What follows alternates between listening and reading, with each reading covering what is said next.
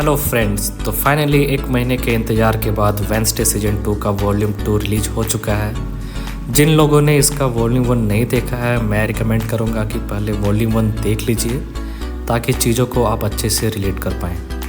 तो चलिए वीडियो में आगे बढ़ते हैं। तो वॉल्यूम 1 के एंडिंग में हमने देखा था कि वेडनेसडे और अंकल फेस्टर लोइस के सीक्रेट लैब में पहुँच जाते हैं और उनका सीक्रेट प्लान बर्बाद कर देते हैं। इस कारण वहाँ जितने भी आउटकास्ट कैद थे वो सब आज़ाद हो जाते हैं, जैसे कि स्लर्प जो कि भागने के बाद सबका दिमाग खाने लगता है और हील होता जाता है। थ्रोनहिल जो कि टाइलर को आज़ाद करवाने चली जाती है ताकि वो उसे कंट्रोल कर सके, लेकिन टाइलर आज़ाद होने के बाद सबसे पहले थ्रोनहिल को ही मार देता है और फिर वेडनेसडे पे भी अटैक कर देता है और वहाँ से भाग जाता है। अब अगले एपिसोड में हम देखते हैं कि वेडनेसडे हॉस्पिटल में बेहोश पड़ी हुई है और उसकी माँ उसे खून खराबे वाली स्टोरी सुना रही है ताकि वो कोमा से बाहर आ सके। फिर हम देखते हैं कि वेडनेसडे के सामने प्रिंसिपल वीम्स आ जाती है। वेडनेसडे उन्हें देख के सरप्राइज हो जाती है और बातों ही बातों में प्रिंसिपल उसे बताती है कि वो उसकी दूर की रिश्तेदार है और अब वो वेडनेसडे की नई मार्गदर्शक भी है और वो वेडनेसडे को कोमा से बाहर भी निकाल देती है। अब हम देखते हैं कि स्टोनहर्स्ट की बेटी प्रेस कॉन्फ्रेंस में बताती है कि हादसे में जितने भी आउटकास्ट भागे थे उसमें से सभी को पकड़ लिया गया है, सिवाय 3 आउटकास्ट के, जो कि फेस्टर एडम्स, स्लर्प और टाइलर है। अब आगे देखते हैं कि स्टोनहर्स्ट की बेटी सभी सीक्रेट मिशन वाले आउटकास्ट को मरवा रही है और अब उसे आखिरी आउटकास्ट की तरह से, जो कि है पेशेंट नंबर 1938। फिर वो वेडनेसडे से मिलने हॉस्पिटल जाती है और वेडनेसडे को इन सब चीज़ों से दूर रहने के लिए धमकाती है, पर वेडनेसडे तो वेडनेसडे है, उसे कहाँ उसकी धमकियों से कुछ फ़र्क पड़ने वाला है और वो बातों ही बातों में ये पता कर लेती है कि पेशेंट 1938 अभी भी आज़ाद है। अब वेडनेसडे अपने रूम में जाती है और एनिड को अपने घर जाने के लिए बोलती है ताकि वो उसे टाइलर से बचा सके, पर एनिड मना कर देती है और दोनों में बहस हो जाती है। इधर principal day after death festival का ऑर्गेनाइज करता है जिसमें मरे हुए पूर्वजों को श्रद्धांजलि दिया जाता है, पर वेडनेसडे उसे ये कैंसिल करने के लिए बोलती है और टाइलर के बारे में वार्न भी करती है, पर प्रिंसिपल उसे इग्नोर कर देता है।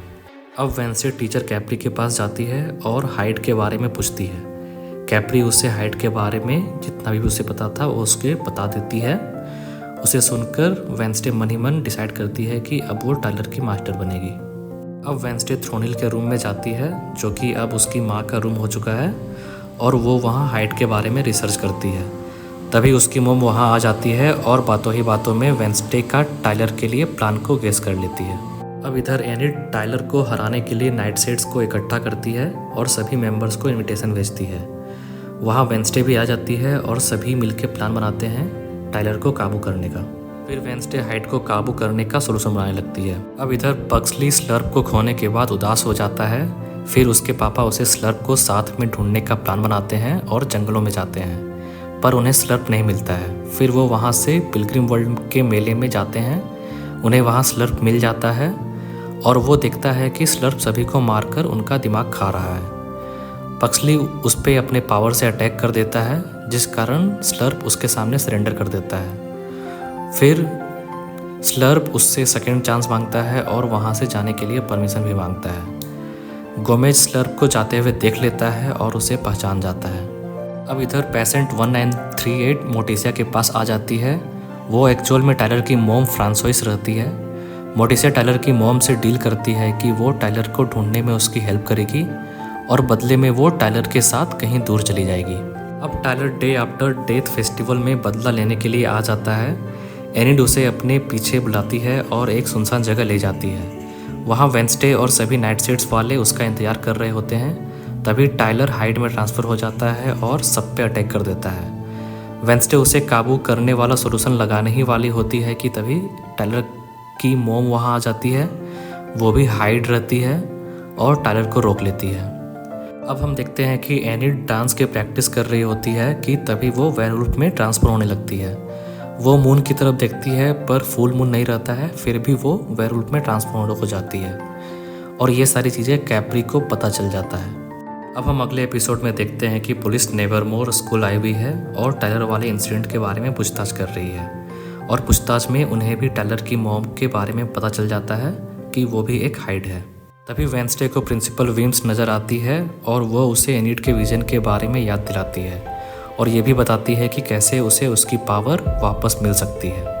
तभी वहाँ प्रोफेसर आ जाते हैं और वेंसडे को पता चलता है कि टायलर की मॉम का एक भाई भी था जिसे स्कल ट्री के नीचे गाड़ दिया गया था। अब वेंसडे पक्सली के पास जाती है और स्लर्प के बारे में पूछती है और उसे वहाँ ये पता चलता है कि वो अपनी बहन को ढूंढ रहा है। इधर कैप्री एनिड के पास जाती है और उसके ट्रांसफॉर्मेशन के बारे में डिस्कस करती है और उससे ये बताती है कि वो एक अल्फा वेयरवुल्फ है। अब वेंसडे अपनी नानी के पास बात करने के लिए जाती है और उसे वहाँ रोसलिंड रॉटवुड के बारे में पता चलता है कि वो एक महान रेवन थी और वो किसी दूसरे रेवन को थोड़ी देर के लिए अपनी शक्तियाँ उधार दे सकती है। वेंसडे उसके ग्रेवयार्ड पे जाती है और उससे पावर मांगती है। वो हाँ कर देती है पर कंडीशन बताती है कि अगर पावर ट्रांसफ़र के टाइम में वो डिस्ट्रैक्ट होती है तो उसे पावर नहीं मिलेगी और उसे उसकी कीमत भी चुकानी पड़ेगी। वेंसडे रेडी हो जाती है और प्रोसेस स्टार्ट करती है कि तभी एनिड वहाँ आ जाती है और उसका बंधन टूट जाता है और उसका कीमत एनिड और वेंसडे दोनों को चुकाना पड़ता है। अब दोनों की आत्मा का अदला बदली हो जाता है, वेंसडे की आत्मा एनिड में और एनिड की आत्मा वेंसडे में। अब दोनों एक दूसरे की बॉडी में रहने का स्ट्रगल कर रहे होते हैं। तभी एनिड कलरफुल जूस पी लेती है और हमें फाइनली पता चलता है कि वेंसडे को सच में कलर से एलर्जी है और वो क्यों हमेशा ब्लैक एंड वाइट में रहती है। फिर वेंसडे की मॉम वहाँ जाती है और एनिड को कलर से एलर्जी वाला क्रीम दे देती है और साथ ही डिनर के लिए बुलाती है। अब इधर स्लर्प अपनी बहन को ढूंढते हुए टायलर के घर पहुँचता है। वहाँ टायलर की मॉम और स्लर्प दोनों एक दूसरे को देख के चौंक जाते हैं। वहाँ हमें पता चलता है कि स्लर्प का एक्चुअल नाम आइजैक है। वहाँ वो तीनों विलो हिल्स में वापस जाने का प्लान बनाते हैं ताकि आइजैक अपनी बहन की बीमारी को ठीक कर सके। अब वेंसडे जो कि एनिड के बॉडी में है वो रोसलिंड के बारे में जानने के लिए अपने मॉम के घर जाती है। वहाँ वो रोसलिंड से बॉडी स्वैप के बारे में सोल्यूशन के बारे में पूछती है और उसे वहाँ उसके बारे में पता चल ही रहा होता है कि मोटिसिया वहाँ आ जाती है और वो उसे वहाँ देख के गुस्सा हो जाती है क्योंकि उसे लगता है कि अभी वहाँ पर एनिड है न कि वेंसडे और उसे वहाँ से चले जाने के लिए बोलती है। अब इधर एनिड जो कि वेंसडे की बॉडी में है वो वेंसडे का नोवेल देख लेती है और देख के बहुत गुस्सा होती है और गुस्से में कलरफुल ड्रेस पहन लेती है और ढेर सारा मेकअप लगा लेती है और स्कूल में सबके सामने एनिड वाली हरकतें करने लगती है। अब एग्नेस एनिड के पास जाती है और उसे वेंसडे समझ के वेंसडे की विजन के बारे में डिस्कस करती है। ये सुन के एनिड बहुत गुस्सा होती है और वेंसडे का गुस्सा एग्नेस पे निकालती है और उसे बहुत बुरा बोल देती है। अब एनिड मोटिसिया के घर डिनर के लिए जाती है पर तभी वहाँ प्रिंसिपल वीम्स आ जाती है और मोटिसिया को एनिड और वेंसडे की सच्चाई बता देती है। अब इधर आइजैक स्कूल में प्रोफेसर के पास जाता है अपना पावर सोर्स लेने के लिए और प्रोफेसर को मार देता है पर एग्नेस उसे देख लेती है और वो उसका पीछा करती है और उसके कार में जाके छिप जाती है जिसमें टायलर और उसकी मॉम ऑलरेडी बैठे रहते हैं। वो तीनों विलो हिल्स में जाने का प्लान बना रहे होते हैं। एग्नेस वेंसडे को ये सारी बातें बता देती है और फिर वेंसडे और एनिड विलो हिल्स पहुंचते हैं और एग्नेस को बचा लेते हैं। फिर टायलर वहां आ जाता है और उनकी फाइट शुरू हो जाती है।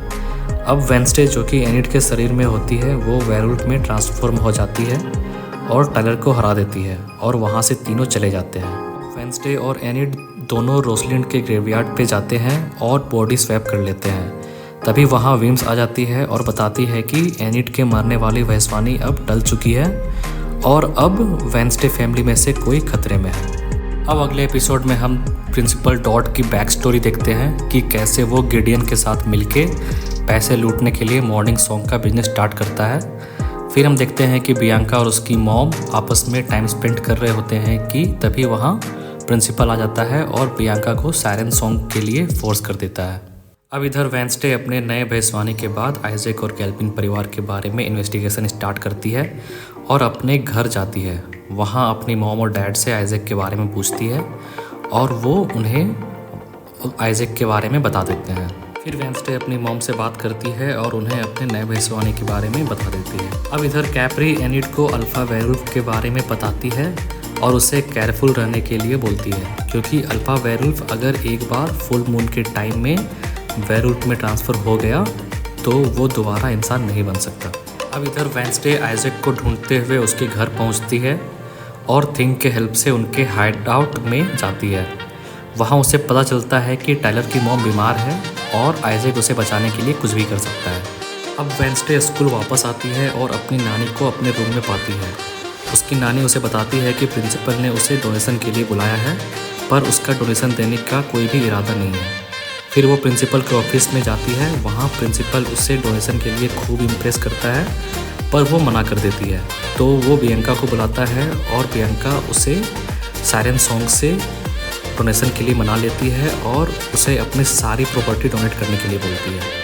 अब इधर वेंसडे और एनिड आपस में बात कर रहे होते हैं कि एजेक्स वहाँ आ जाता है और बताता है कि बियंका खतरे में है।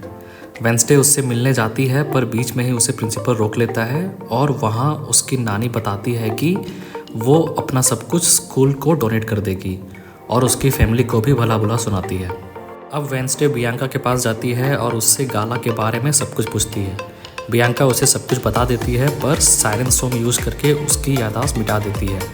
पर प्लान के अकॉर्डिंग एग्नेस इनविजिबल होकर उनकी सारी बातें सुन लेती है और बाद में वेंसडे को सब कुछ बता देती है। अब इधर प्रिंसिपल बियंका को बुलाता है और गिडियन से मिलवाता है। वहाँ बियंका के सामने गिडियन को मार देता है और गाला के बाद का प्लान बताता है कि वो सारे पैसे लेके भाग जाने वाला है। अब गाला स्टार्ट होती है। इधर सभी गाला में एंजॉय कर रहे होते हैं, पर वेंसडे प्रिंसिपल को एक्सपोज करने का प्लान बनाती है और बियंका से हेल्प मांगती है। एग्नेस, एजेक्स और एनिड भी उसके प्लान में उसका साथ देते हैं। अब एग्नेस और एनिड गाला में डांस करके सबका ध्यान अपनी ओर खींचते हैं। उधर एजेक्स बियंका की मॉम के पास जाता है और उनको फ्री करके गाला में ले आता है। इधर डांस के बीच में एग्नेस प्रिंसिपल के सायरन से प्रोटेक्शन वाला गैजेट चुरा के वेंसडे को दे देती है। अब जैसे ही डांस खत्म होता है, बियंका स्टेज पे जाती है और प्रिंसिपल और मोर्टिसिया को स्टेज पे बुलाती है और सायरन यूज़ करके प्रिंसिपल को सारा सच बताने के लिए बोलती है। अब जब उसका सायरन से प्रोटेक्शन वाला गैजेट एग्नेस चुरा चुकी थी, तो ना चाहते हुए भी वो सब कुछ सच बोल देता है और वेंसडे उसे एक्सपोज कर देती है। अब प्रिंसिपल बियंका से बदला लेने के लिए उस पर अटैक कर देता है, पर एजेक्स वहाँ आ जाता है और अपने गॉर्गोन वाले पावर से उसे पत्थर का बना देता है। तभी प्रिंसिपल के ऊपर झूमर गिर जाता है और वो मर जाता है। अब इधर यूजिन वेंसडे और उसकी फैमिली को बताता है कि उसने आइजैक को ढूंढ लिया है और आइजैक नेवरमोर के ग्रेवयार्ड की ओर जा रहा है। फिर वो सब ग्रेवयार्ड की ओर जाते हैं क्योंकि पक्सली वहीं पर गया था, पर जब तक वो वहाँ पहुँचते हैं तब तक आइजैक पक्सली को किडनैप कर लेता है। अब फाइनल एपिसोड में हम देखते हैं कि पुलिस और एडम्स फैमिली पक्सली को ढूंढ रहे हैं। तभी विम्स वेंसडे और उसकी माँ को अपनी नानी से हेल्प के लिए बोलती है ताकि वेंसडे अपनी पावर्स का यूज कर सके।